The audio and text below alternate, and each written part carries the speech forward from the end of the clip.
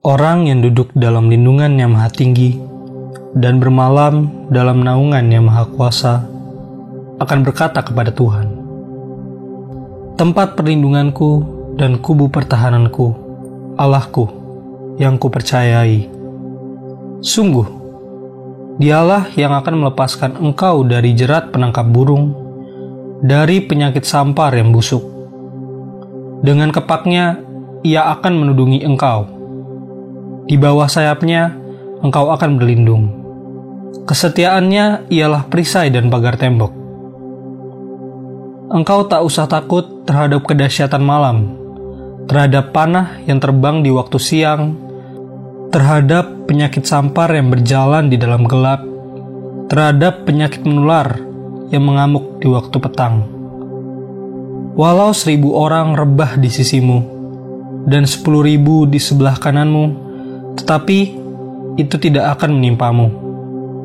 Engkau hanya menontonnya dengan matamu sendiri dan melihat pembalasan terhadap orang-orang fasik. Sebab Tuhan ialah tempat perlindunganmu. Yang Maha Tinggi telah kau buat tempat perteduhanmu. Malapetaka tidak akan menimpa kamu, dan tulah tidak akan mendekat kepada kemahmu. Sebab malaikat-malaikatnya akan diperintahkannya kepadamu untuk menjaga engkau di segala jalanmu. Mereka akan menatang engkau di atas tangannya, supaya kakimu jangan terantuk kepada batu. Singa dan ular tedung akan kau langkahi. Engkau akan menginjak anak singa dan ular naga. Sungguh, hatinya melekat kepadaku, maka aku akan meluputkannya. Aku akan membentenginya sebab ia mengenal namaku. Bila ia berseru kepadaku, aku akan menjawab. Aku akan menyertai dia dalam kesesakan. Aku akan meluputkannya dan memuliakannya. Dengan panjang umur akan kukenyangkan dia, dan akan kuperlihatkan kepadanya keselamatan daripadaku.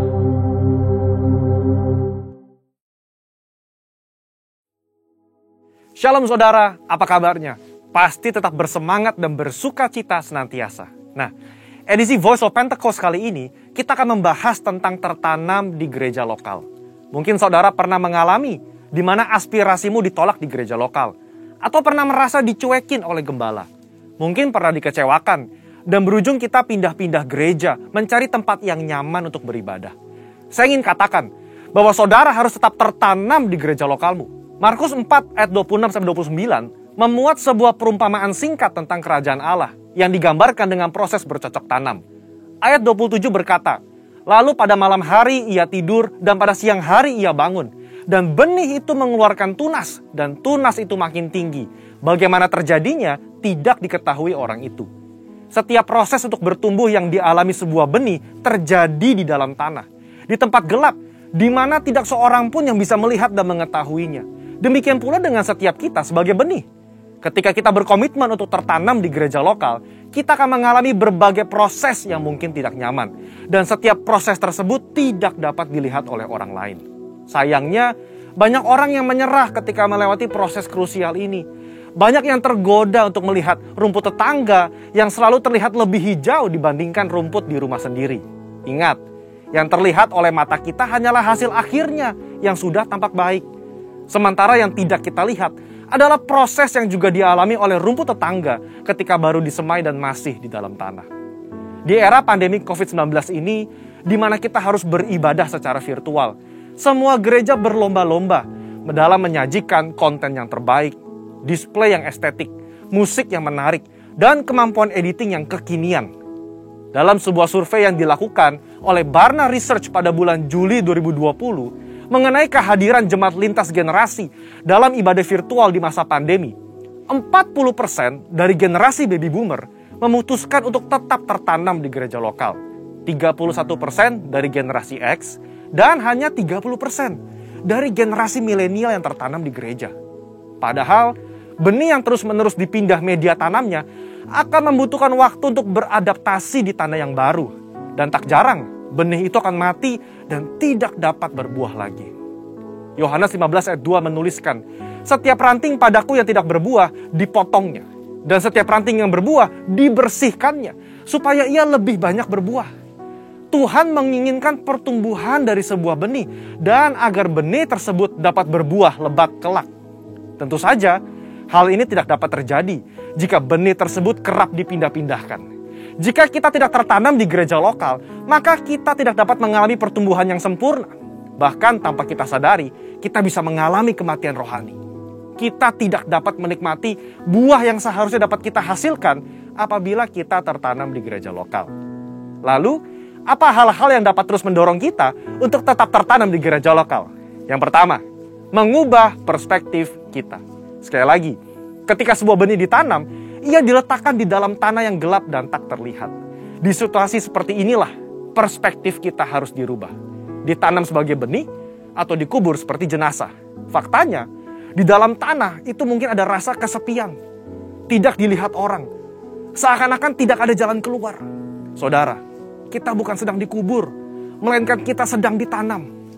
Jika kita berpikir bahwa kita sudah dikubur, maka tidak ada lagi pertumbuhan yang dapat kita alami. Namun ketika kita mengubah perspektif bahwa keadaan yang saat ini kita alami di dalam tanah adalah karena kita sedang ditanam, maka kita akan terus bertumbuh hingga waktunya benih tersebut akan tampak di atas tanah dan menghasilkan buah. Saudara sedang ditanam dan bukan dikubur. Kedua, jalani proses. Proses adalah bagian terpenting dari perjalanan hidup setiap manusia. Di mana manusia dibentuk lewat hal-hal yang sulit agar menjadi semakin baik dan semakin kuat di kemudian hari. Alkitab berulang-ulang menggambarkan hidup manusia bagaikan tanah liat di tangan tukang periuk.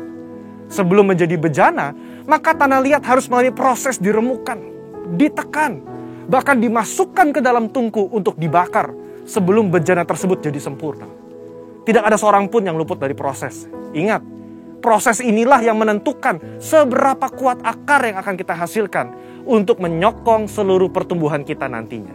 Oleh sebab itu, mengalami berbagai proses di gereja lokal adalah hal yang wajar agar kita sebagai benih dapat memiliki akar yang kuat. Dalam proses itulah Tuhan sedang membentuk karakter kita agar semakin serupa dengan Kristus. Yang ketiga, berhenti membanding-bandingkan. Kita tahu cerita tentang Lea yang selalu merasa tidak dicintai oleh suaminya Yakub, karena Yakub lebih cinta kepada Rahel, istri keduanya. Pada saat itu, Lea melahirkan 3 anak laki-laki bagi Yakub, sementara Rahel mandul. Lea yang terus-menerus membandingkan cinta dari Yakub kepada Rahel merasa sedih, tertekan, kesepian, sampai ia mencurahkan perasaannya lewat arti nama yang diberikan ke 3 anaknya. Kalau Lea terus-menerus membandingkan dirinya dengan Rahel, ia tidak dapat melihat berkat yang diberikan Allah kepadanya, yaitu anak-anak yang dikaruniai. Sama seperti kisah Lea, ketika kita sibuk membanding-bandingkan, kita tidak bisa melihat berkat yang telah Allah sediakan. Dalam konteks ini, ketika kita terus membanding-bandingkan gereja lokal kita, pemimpin kita, rekan sepelayanan kita dengan gereja orang lain, kita tidak dapat melihat berkat dan tujuan yang telah Allah tetapkan ketika ia menempatkan kita di gereja lokal kita saat ini. Keputusan yang paling tepat bagi sebuah benih adalah untuk tetap tertanam di mana ia ditempatkan. Sebagai benih yang ditanam di gereja lokal, mari ubah perspektif kita bahwa kita sedang ditanam dan bukan dikubur. Jalani proses dengan ucapan syukur dan berhenti membanding-bandingkan. Maka pada waktunya kita akan bertumbuh dan berbuah lebat, sehingga buah tersebut dapat kita nikmati dan juga dinikmati oleh orang lain. Untuk penjelasan lebih lengkapnya dari tim teologi kami, silakan buka link yang ada di atas atau scan QR Code yang tersedia. Salam integritas, Tuhan Yesus memberkati. Shalom Bapak Ibu Saudara, dimanapun Anda berada pada saat ini, pada pagi, siang, sore, atau malam ini, kapanpun Anda menyaksikan tayangan ibadah Raya Online GBI Taman Modern, percayalah bahwa Tuhan hadir di rumah-rumah kita, di tempat di mana kita berada. Amin. Mari kita satukan hati kita, kita mau datang di hadapan Tuhan. Terima kasih ya Tuhan Yesus. Kami mengucap syukur buat kebaikan-Mu Tuhan. Kami mengucap syukur buat setiap anugerah dan karunia yang telah Engkau berikan bagi setiap kami ya Tuhan. Kami tidak tahu Tuhan apa yang akan terjadi ke depannya. Tapi kami tahu Tuhan, Tuhan yang kami sembah, Tuhan yang kami percaya adalah Tuhan yang memegang masa depan kami ya Tuhan Yesus. Biarlah hari ini ya Bapa, kami boleh datang di hadapan-Mu ya Tuhan. Membawa puji-pujian kami, membawa penyembahan kami, sehingga hati-Mu disenangkan ya Tuhan Yesus. Terima kasih ya Tuhan, di dalam nama Tuhan Yesus. Mari sama-sama kita katakan, amin. Terima kasih ya Tuhan. Kami percaya Allah yang kami sembah, Allah yang bertahta di atas segala Allah, Allah yang memegang kendali atas hidup kami.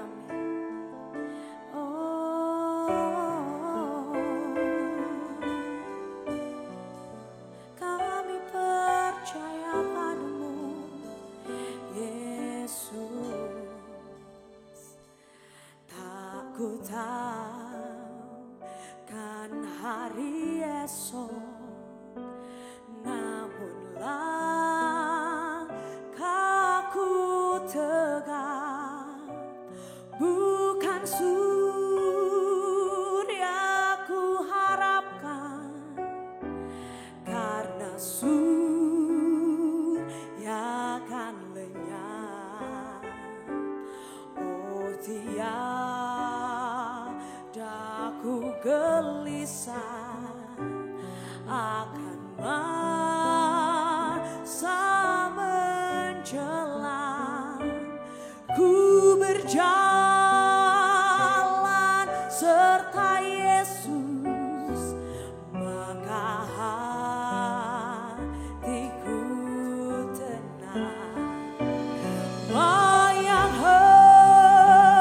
tak ku fahami dalam masa menjelang, tapi terang bagiku ini Tuhan yang pegang.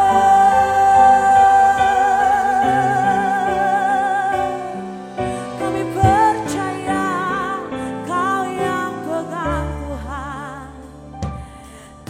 Aku tahu kan hari esok, namun langkahku tegak, bukan surya ku harapkan, karena surya kan lenyap. Oh tiada ku gelisah akan masa menjelang. Ku berjalan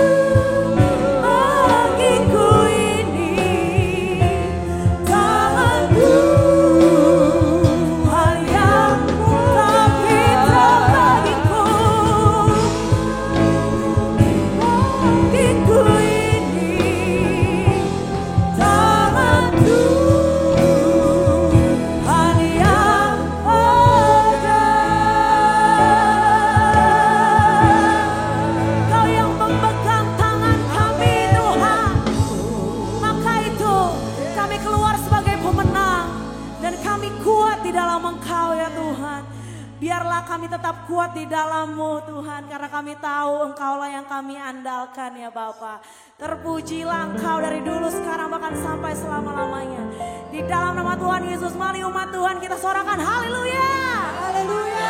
Haleluya. Semua Bapak Ibu Saudara, mari kita bangkit berdiri. Kita memuji Tuhan, kita bertepuk tangan bagi Tuhan. Come on. Boleh kepalkan tanganmu seperti ini. Yes.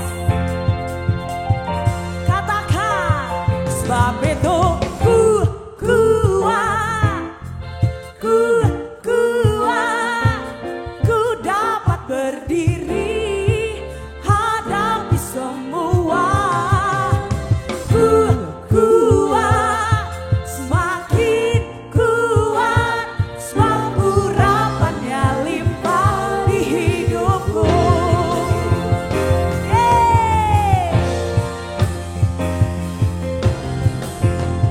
Katakan, ku mau bersyukur dengan segenap hatiku. Namamu dan janjimu melebihi segalanya. Saat ku berseru, Engkau pun menjawabku.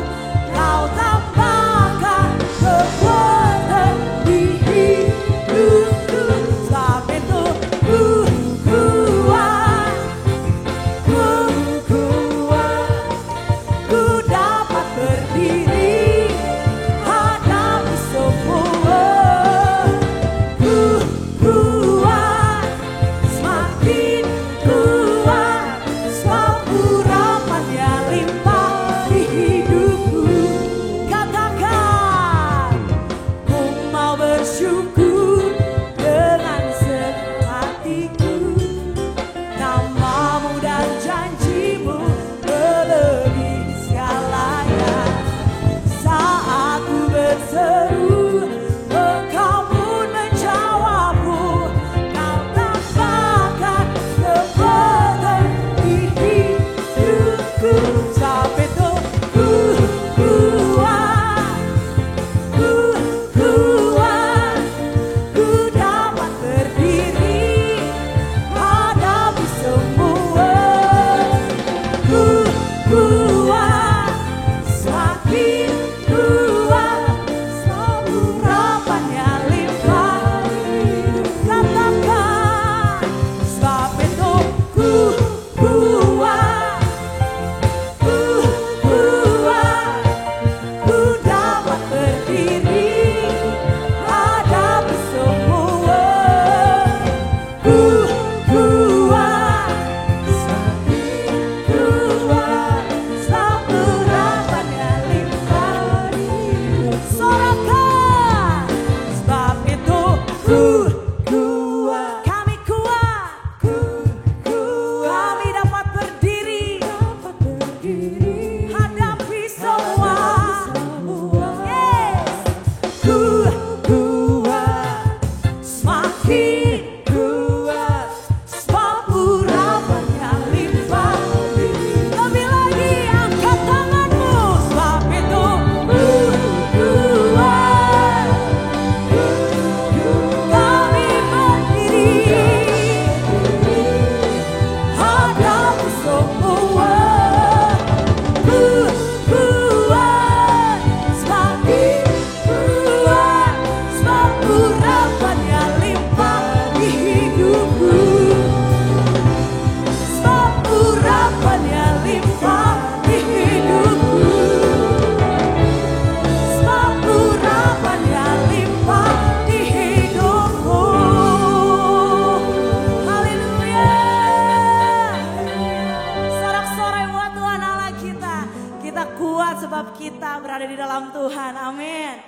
Haleluya, haleluya. Puji Tuhan. Kami beroleh kekuatan kami yang sejati hanya di dalam-Mu Tuhan. Kekuatan, ketenangan yang sejati itu hanya ada di dalam-Mu Tuhan. Hanya Kau yang mampu mendengar Tuhan setiap jeritan kami, setiap doa-doa kami Tuhan Yesus. Pada hari ini Tuhan, kami mau duduk diam di kaki-Mu. Kami mau tenang di dalam Engkau ya Bapa. Sebab Engkau yang mendengar seruan hati kami Tuhan. Haleluya Yesus, terima kasih Tuhan.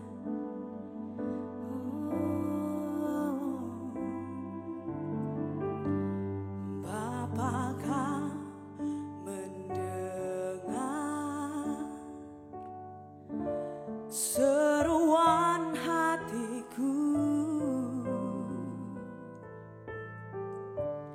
tak pernah Kau lepaskan dari kasih-Mu. Lewat lembah gelap Kau temani aku, Roh-Mu bekerja selalu untuk kebaikanku.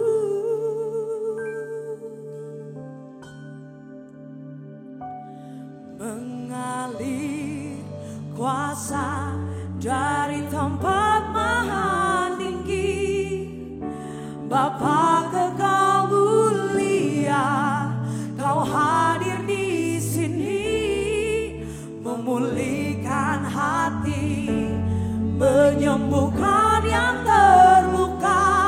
Ku kan tenang bersama-Mu, Bapa. Benar Tuhan,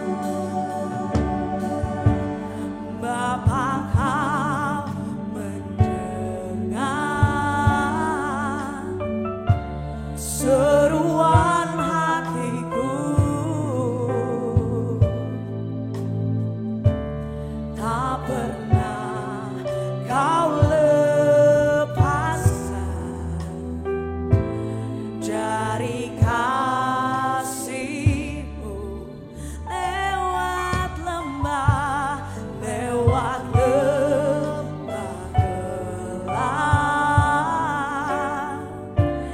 Kau temani aku, Roh-Mu bekerja selalu untuk kebaikanku. Mengalir kuasa dari tempat maha tinggi, Bapa Kekal mulia, Kau hadir di sini, memulihkan hati, menyembuhkan yang terluka. Ku kan tenang bersama-Mu,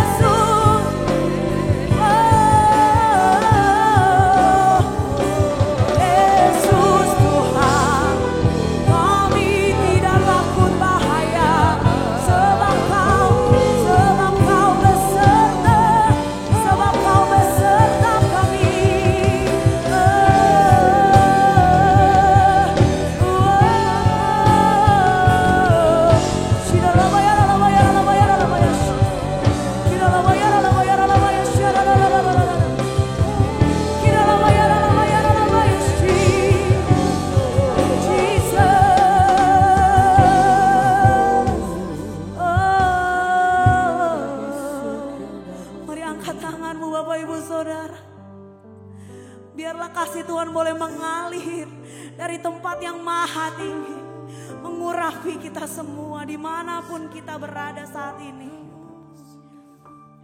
Mengalir kuasa dari tempat maha tinggi, Bapa kekal mulia, Kau hadir di sini, memulihkan hati, menyembuhkan yang terluka. Ku kan tenang bersamamu. Lebih lagi katakan mengalir, mengalir kuasa dari tempat maha tinggi, Bapa kekal mulia, Kau hadir di sini, memulihkan hati, menyembuhkan yang terluka. Ku kan tenang bersamamu, Bapa. Mengalir, mengalir kuasa dari tempat maha tinggi, Bapa kekal mulia, Kau hadir di sini, memulihkan hati, menyembuhkan yang terluka. Ku kan tenang bersamamu, Bapa. Ku kan tenang bersamamu, Bapa. Ku kan tenang bersamamu, Bapa.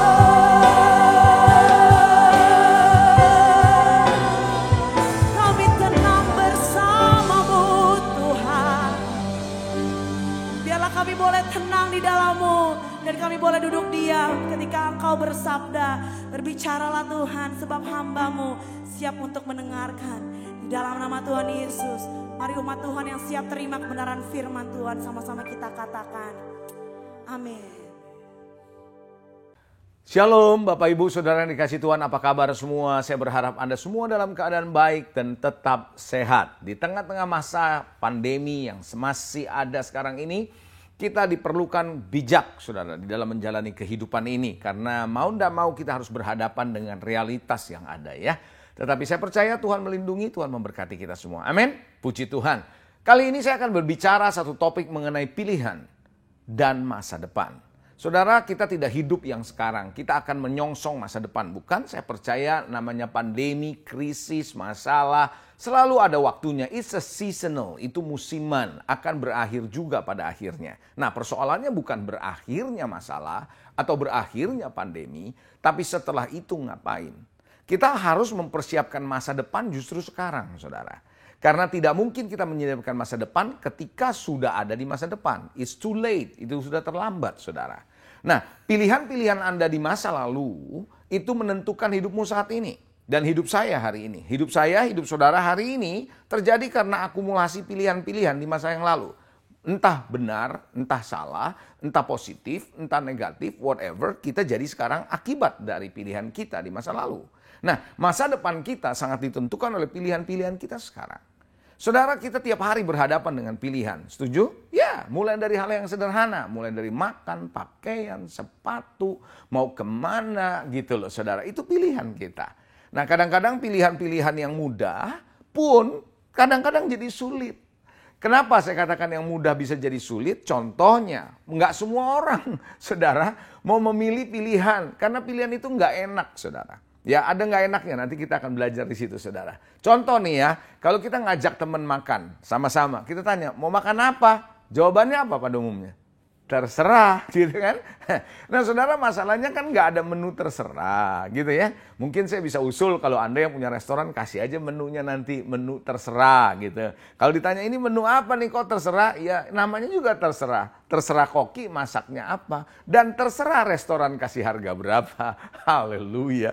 Nah, saudara yang dikasihi, saya percaya saudara, pilihan-pilihan yang mudah akan jadi susah. Mau kemana nih kita nih naik mobil? Nggak tahu, terserah. Nah, kalau udah kayak kayak begini, pilihan yang sederhana saja sulit. Apalagi di tengah-tengah situasi pandemi seperti ini. Hidup tidak pasti, tidak jelas, rumit, krisis. Pilihan kita akan semakin sulit. Nah, Bapak Ibu Saudara yang dikasihi, sebagai seorang pemimpin, saya lihat seperti kayak Pak Jokowi, Presiden Republik Indonesia, diperhadapkan dengan pilihan-pilihan yang sulit loh, untuk menentukan masa depan Indonesia.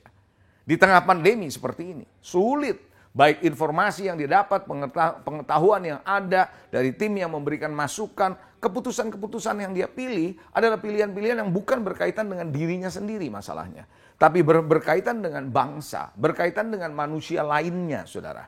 Yang pada akhirnya itu akan menentukan nasib kehidupan orang lain. Jadi pilihan-pilihan itu sensitif, kompleks gitu loh, saudara. Oleh karena itu Bapak Ibu Saudara, jangan biarkan saudara dan saya hidup tanpa pilihan. Harus berani memilih. Coba katakan memilih. Ya, bahkan kalau yang masih bujangan, mencari pasangan hidup pun harus memilih. Setuju nggak? Ya, kalau nggak pusing saudara. Pilihan itu akan menentukan masa depan kita. Apa yang Anda pilih, apa yang saya pilih sekarang akan menentukan masa depan Anda. Jadi saudara, mari. Kenapa orang menjadi sulit mengambil pilihan? Kenapa? Karena yang pertama saya melihat karena alasan utamanya adalah karena pilihan itu punya risiko. Pilihan itu adalah terkait dengan risiko, terkait dengan konsekuensi. Nah, karena itu saudara membuat pilihan semakin sulit. Nah, saudara yang dikasihi, kenapa? Karena ketidakpastian, ketidakjelasan itu membuat orang bingung. Si A bilang begini, si B bilang begini, kondisi akan seperti ini, dan seterusnya. Nah, oleh karena itu di dalam pilihan-pilihan kita harus belajar dan mengerti apa konsekuensinya yang harus ada. Yang pasti adalah kumpulkan informasi sebanyak mungkin supaya saudara tahu bahwa itu konsekuensinya bisa diminimais. Amin. Nah, tetapi lebih penting lagi menurut saya bukan cuma sekedar konsekuensi, bukan sekedar risiko, tapi yang lebih penting lagi adalah pilihan saudara dan pilihan saya harus selaras dengan kehendak Tuhan.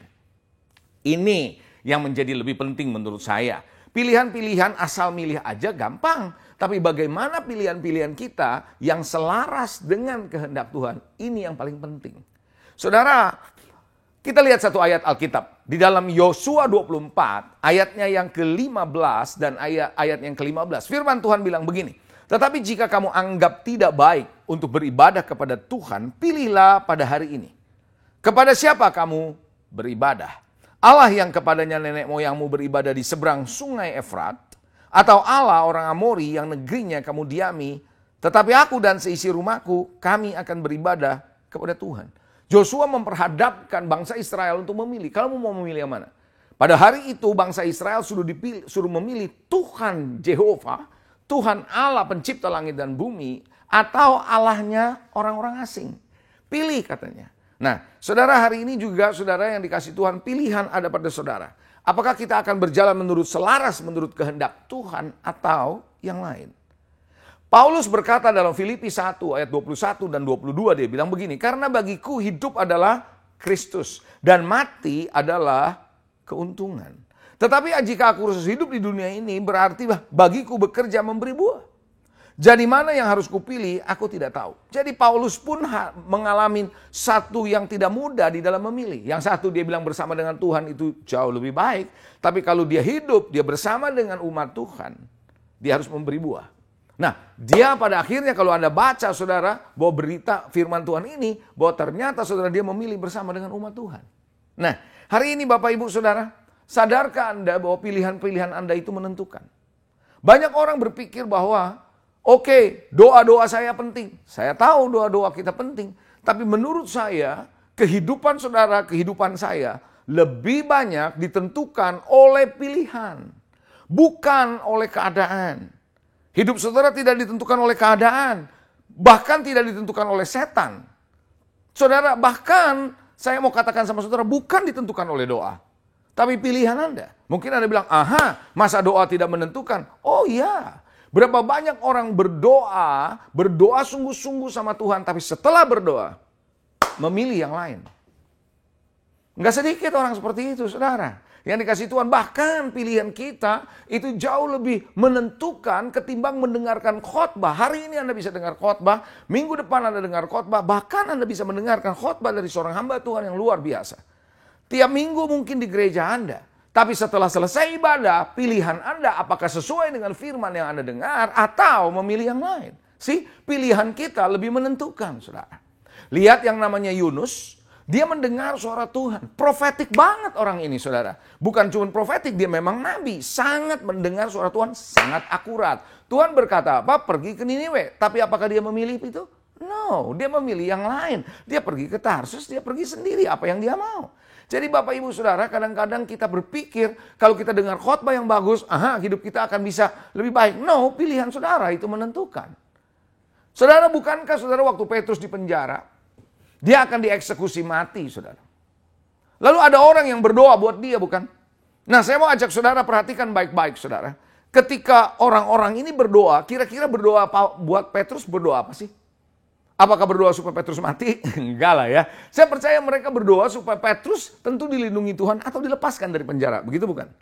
Pasti saya yakin itu, saudara. Nggak mungkin berdoa untuk supaya Petrus mati, enggak. Tapi pasti untuk pertolongan ke Tuhan buat Petrus. Dan Tuhan tolong Petrus beneran, saudara.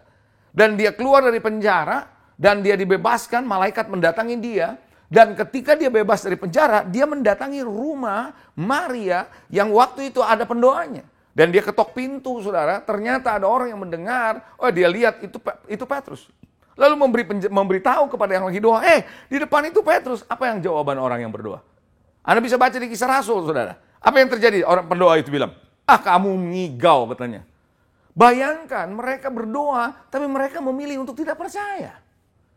Saudara yang dikasihi Tuhan, itu sebabnya mari kita belajar, saudara. Bahwa hidup saudara dan hidup saya lebih banyak ditentukan oleh pilihan daripada doa, bahkan bukan juga setan, bukan juga keadaan saudara. Anda mau berhasil atau gagal, masa depan Anda mau cemerlang atau tidak, walaupun Tuhan sudah janjikan bahwa masa depan yang penuh dengan harapan, tapi kalau kita memilih yang salah hari-hari ini, kita nggak akan melihat masa depan yang penuh dengan harapan. Nah, saudara, kita lihat lagi, saudara. Ada satu pernyataan saya yang saya katakan begini, pilihan di masa lalu menentukan apa yang dialami saat ini. Apa yang Anda alami saat ini ditentukan oleh pilihan di masa lalu. Lalu dikatakan pilihan saat ini akan menentukan apa yang di masa depan. Itu juga yang tadi saya sebutkan di awal khotbah saya. Nah, Bapak Ibu Saudara, jangan biarkan pilihan kita salah. Nah, kita mau pastikan pilihan kita tepat, benar, selaras dengan kehendak Tuhan. Yang setuju katakan amin. Saudara Yusuf dibuang, betul? Oleh saudara-saudaranya. Dia bisa memilih dua. Pahit, kecewa, balas dendam sama kakaknya yang membuang dia, atau dia memilih untuk mengampuni dan bekerja sama dengan surga untuk mencapai tujuan Tuhan bagi hidupnya, yaitu membebaskan satu bangsa dari kelaparan, bangsa yang besar. Saudara, sehingga ketika Yusuf ketemu lagi dengan kakak-kakaknya, waktu Yusuf sudah jadi mangku bumi, Yusuf berkata, kamu, hai kakakku, mereka yang jahat buat aku. Tapi Tuhan merancang kebaikan buat sebuah bangsa yang besar. Jadi Bapak Ibu Saudara, pilihan ada pada saudara. Kadang-kadang memilih itu tidak mudah. Memang seperti Daniel, Sadrak, Mesak, Abednego diperhadapkan pilihan yang tidak mudah. Pilihannya adalah, kalau Sadrak, Mesak, Abednego adalah harus menyembah patung. Kalau tidak, dia akan masuk kepada apa? Dapur perapian. 7 kali lebih panas daripada yang biasa. Saudara yang dikasihi, dia bisa bernegosiasi, tapi dia memilih untuk berdiri di atas imannya. Saudara, ada satu hal yang saya juga mau bagikan sama Anda. Bahwa iman tidak melulu berbicara tentang apa yang kita mau, kita berdoa, kita imani, lalu kita dapatkan. Tidak. Iman itu adalah berdiri di saat tantangan begitu besar untuk tidak lepas dari kepercayaan kita kepada Tuhan. Tidak lepas diri kita dari Tuhan. Itu penting, saudara.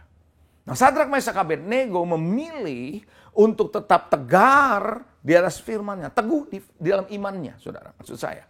Sehingga apa yang terjadi? Dia dijebloskan ke dapur perapian. Di dalam dapur perapian ada pihak yang lain. Tuhan tidak menghalau dapur perapian. Tidak. Tapi Tuhan masuk di dalam dapur perapian bersama-sama dengan mereka. Hari ini saya percaya, saudara, mari kita belajar mengambil pilihan-pilihan yang tidak mudah tentunya.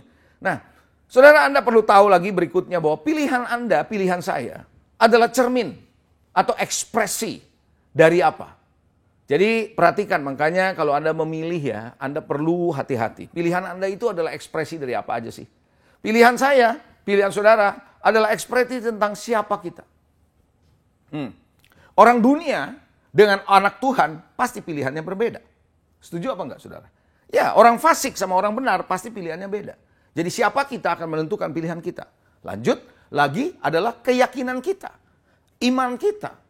Apa yang menjadi iman kita, keyakinan kita menentukan pilihan kita. Seberapa kita percaya, seberapa kita yakin itu pilihan kita. Seberapa kita ragu juga menentukan pilihan kita. Yang berikutnya adalah kondisi hati.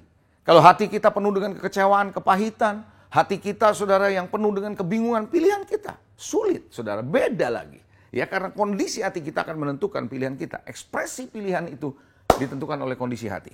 Berikutnya cara berpikir. Cara berpikir yang ruwet, cara berpikir yang rumit, sama cara berpikir yang sederhana, pilihannya berbeda, saudara. Ada amin, saudara? Cara berpikir yang sama dengan dunia, dengan cara berpikir yang selaras dengan Tuhan, beda, saudara. Demikian juga nilai-nilai, values yang ada dalam diri kita akan menentukan pilihan. Demikian pula, saudara, pengalaman-pengalaman saudara akan menentukan pilihan. Dan juga pengetahuan dan pengertian yang selama ini ada pada saudara menentukan pilihan. Jadi hari ini, saya mau mengajak saudara, ayo belajar memilih selaras dengan Tuhan. Bisa katakan amin. Nah, oleh karena itu Bapak Ibu, setelah Anda tahu ekspresi dari pilihan kita adalah ekspresi dari apa yang tadi saya barusan sebutkan, sekarang saya mau ajak saudara di bagian terakhir, bagaimana sih saudara memilih agar pilihan saudara selaras seperti yang Tuhan kehendaki. Siap? Oke. Yang pertama, kalau Anda mau memilih, Anda harus punya tujuan hidup, dan tujuan hidup itu harus tujuan hidup yang benar. Kita bukan cuma sekedar punya tujuan hidup, karena tujuan hidup bisa salah. Tujuan hidup kita adalah tujuan hidup waktu kita diciptakan oleh Tuhan. Paulus berkata, karena bagiku hidup adalah Kristus. Dia tahu untuk apa dia hidup. Ada banyak orang, saudara, tidak mengerti tujuan hidup. Karena dia nggak mengerti tujuan hidup, maka pilihan-pilihannya bisa salah. Saudara, seorang hamba Tuhan, kalau dia tahu apa yang, atau janganlah ngomong hamba Tuhan. Seorang anak muda, saudara, dia tahu apa yang menjadi tujuan hidupnya ke depan. Yang benar dari Tuhan, dia pasti walaupun dia masih muda, pilihan-pilihannya adalah tepat. Pilihan-pilihannya adalah selalu sesuai dengan apa yang Tuhan mau. Bapak Ibu Saudara yang dikasihi, kenapa kita sering memilih yang salah sehingga masa depan kita babak belur? Karena kita tidak tahu tujuan hidup kita. Anda mesti tahu tujuan hidup saudara dan saya. Anda dan saya lahir di dunia ini tidak ada yang kebetulan. Ada tujuan Tuhan buat saudara dan saya.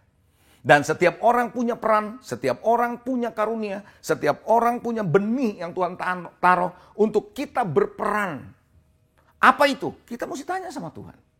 Kita perlu tahu apa yang ada menjadi passion, kegairahan kita yang Tuhan berikan kepada kita. Apa yang mengalir dari hidup kita waktu kita melayani, waktu kita bekerja. Ada anointing mengalir dalam hidup kita.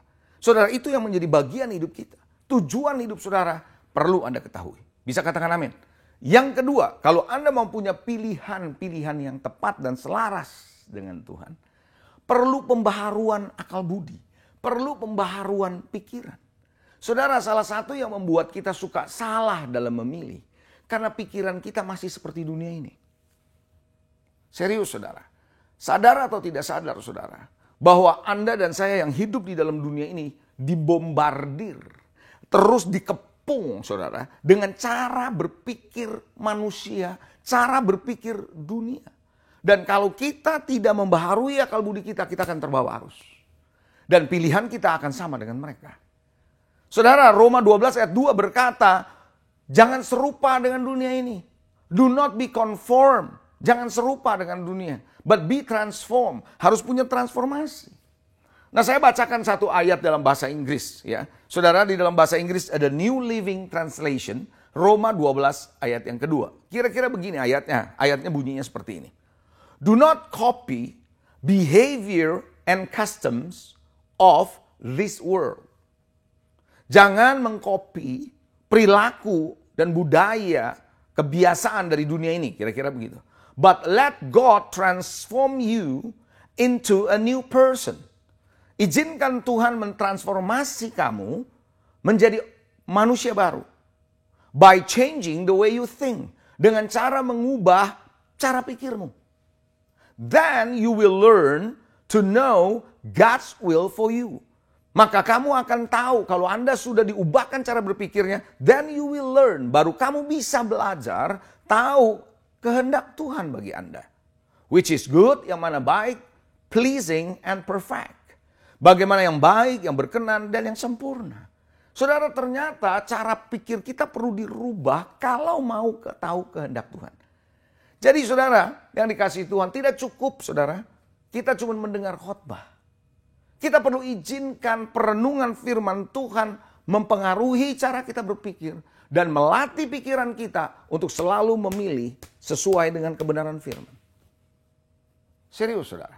Saudara yang dikasihi Tuhan, tahukah saudara kalau Anda mau melatih ototmu, Anda tidak bisa sehari ini melatih, seminggu enggak, hari ini melatih, seminggu enggak bisa begitu. Tiap hari Anda harus latihan, baru otot itu terbentuk, betul apa enggak? Hal yang sama saudara, pikiran saudara baru mengalami transformasi. Kalau tiap-tiap hari Anda membiarkan pikiranmu dipenuhi oleh firman Tuhan dan kemudian mempraktekkan sehari-hari sesuai dengan apa yang Anda tahu. Sesuai dengan kebenaran firman. Maka Anda akan melihat cara berpikirmu berubah. Dan kalau cara berpikirmu berubah, maka engkau mulai selaras dengan Tuhan. Kalau sudah selaras dengan Tuhan, berkat-berkat turun atas saudara. Perlindungan akan mengalir dalam hidup saudara. Masa depan saudara akan menjadi semakin jelas. Yang setuju sama saya boleh katakan amin. Puji Tuhan. Yang ketiga, bagaimana supaya saudara bisa memilih selaras dengan Tuhan? Anda harus belajar punya pengajaran dan nasihat dari Tuhan. Tentu Anda perlu miliki. Makanya kenapa saudara ya? Orang Kristen, anak Tuhan gak bisa enggak. Harus selalu mengandalkan firman Tuhan, pengajaran yang sehat. Hari-hari ini begitu banyak pengajaran yang belum tentu sehat. Pengajaran yang sehat yang betul-betul dasarnya adalah firman Tuhan itu penting saudara. Ada pengajaran yang berdasarkan cara berpikir manusia. Pengajaran-pengajaran yang hanya sebatas membangun motivasi kita.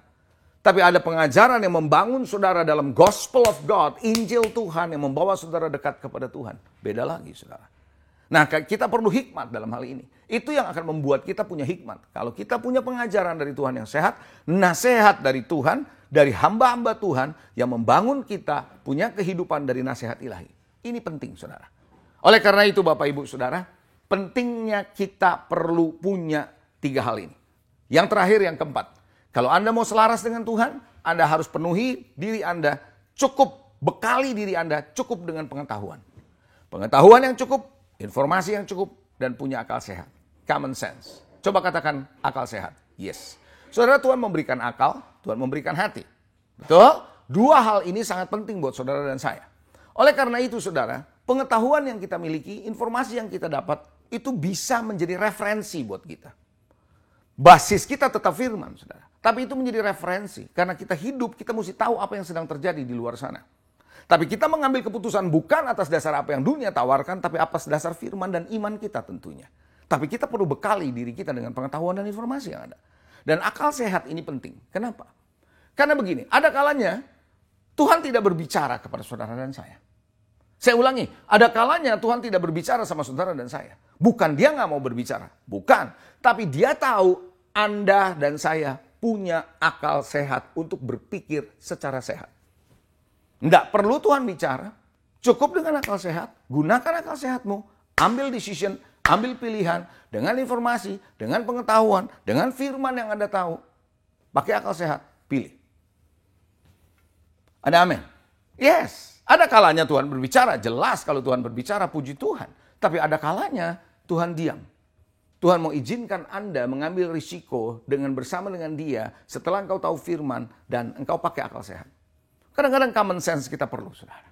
Oleh karena itu Bapak Ibu 4 hal, kalau kita mau punya pilihan-pilihan untuk masa depan kita selaras dengan Tuhan, pastikan saudara yang pertama, Anda harus tahu bahwa Anda punya tujuan hidup yang benar. Bisa katakan amin? Yes. Yang kedua, perbaharuilah pikiran saudara dan pikiran saya supaya kita selalu selaras dengan kehendak Tuhan. Bukan dibentuk oleh dunia ini. Transformasi di pikiran. Dan yang ketiga, kita pastikan punya pengajaran yang sehat. Nasihat dari Tuhan yang sehat. Makanya jadi hamba anak Tuhan.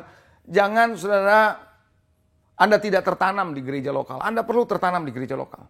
Serius. Kenapa? Kalau Anda tertanam di gereja lokal, ada pemimpin-pemimpin yang mengajarkan Anda secara konsisten. Ada pemimpin yang memberikan nasihat kepada saudara. Ada komsel di sana di mana Anda bisa ikut bersama-sama. Ada jalur di mana Anda bisa konseling. Itu sebabnya itu penting sekali. Dan yang keempat, Anda perlu bekali dengan pengetahuan, informasi, dan gunakan akal sehat, saudara. Saya percaya pilihan-pilihan saudara akan dibawa ke depan dan membuat masa depan saudara gilang gemilang. Amin. Tuhan Yesus memberkati. Mari saya akan berdoa buat saudara supaya Tuhan memberi kekuatan kepada saudara memilih di tengah-tengah masa pandemi ini secara jelas. Amin. Bapa, kami berdoa hari ini. Biarlah Tuhan setiap kebenaran firman yang dibagikan barusan, kami boleh memilih secara tepat. Aku percaya Tuhan di tengah pandemi yang tidak penuh ketidakpastian membuat kami suka bingung untuk memilih apa yang harus kami lakukan ke depan. Tapi Engkau adalah Allah yang terus berbicara, Allah yang hidup, Allah yang ada di tengah-tengah kami. Mari Tuhan ajari kami umat-Mu Tuhan, untuk mempunyai tujuan hidup yang benar di dalam kami memilih pilihan-pilihan kami di hari ini. Sehingga kami tahu kami memilih sesuai dengan destiny yang Tuhan sudah tetapkan bagi kami. Sehingga kami tidak memilih mengikuti dunia ini. Ajari kami Tuhan juga Tuhan, biarlah Tuhan kami selalu Tuhan punya hubungan dengan Engkau, intim dengan Engkau, menyembah. Supaya kami tahu Tuhan hanya melalui-Mu saja Tuhan. Kami menjadi kuat, kami punya keyakinan, kami punya pilihan yang tepat. Kami percaya Engkau berbicara sampai hari ini kepada umat-Mu Tuhan. Baik melalui khotbah ini, maupun Tuhan Engkau berbicara di hati mereka masing-masing. Ini waktunya Tuhan, umat-Mu belajar memilih yang benar. Supaya kami Tuhan tidak melenceng ke kanan dan ke kiri. Dan perjalanan kami menjadi berhasil dan beruntung. Terima kasih Tuhan, hamba-Mu boleh selesai. Tapi bagian-Mu adalah sempurnakan setiap kebenaran firman-Mu ini. Terpuji nama-Mu, dalam nama Yesus kami berdoa, yang percaya katakan, Amin. Tuhan Yesus memberkati, God bless you.